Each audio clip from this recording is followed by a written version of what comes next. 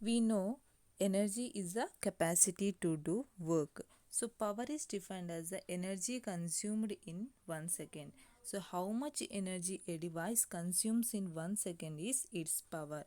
For example, in CFL it is written as 40 watt. That means the CFL consumes 40 watt of energy in 1 second. So unit of power is watt. So power is always expressed in the unit watt, and which is represented by capital letter W, and the ratio of power of an equipment to the voltage applied is called amperage. Okay, so remember this, the word amperage, which means the ratio of power and voltage. And we know that power is equal to work by time. Using this we can derive one equation. So power is equal to work by time. According to Joule's law, heat generated in an electric circuit or work done is given as H is equal to I square RT, or W is equal to I square RT.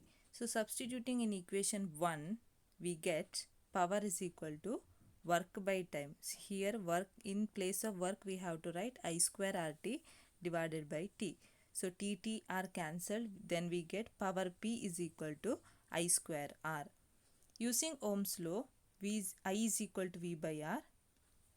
We will get the equation P is equal to V square by R.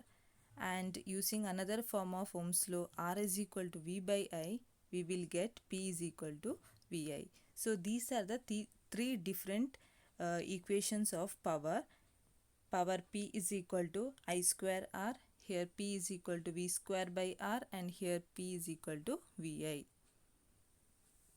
See, here some instruments are given and recorded power is also given, which means that in CFL consumes less power while immersion heater consumes 1500 watts of energy in 1 second.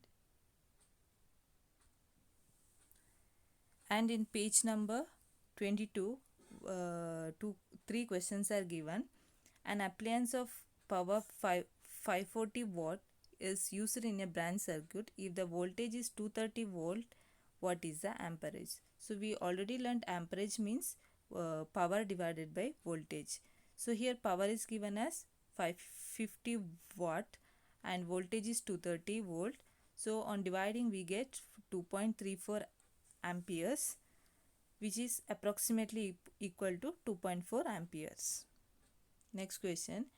A heating appliance has a resistance of 115 ohm. If 2 ampere current flows through it, what is the power of the appliance? So here resistance is given as 115 ohm, current is 2 ampere. Then using this equation, P is equal to I square R, we can write we can get P is equal to power is equal to 460 watt. If a current of 0.4 ampere flows through a electric bulb working at 230 volt, what is the power of the bulb? See, here given voltage is 230 volt, power we have to find power, and current is given as 0.4 ampere. So using this equation P is equal to VI, we will get power is equal to 92 watt. So we already studied three equations for H. Here we will learn three equations of power. So removing T from this equation, we will get expression for power. So these are homework for you.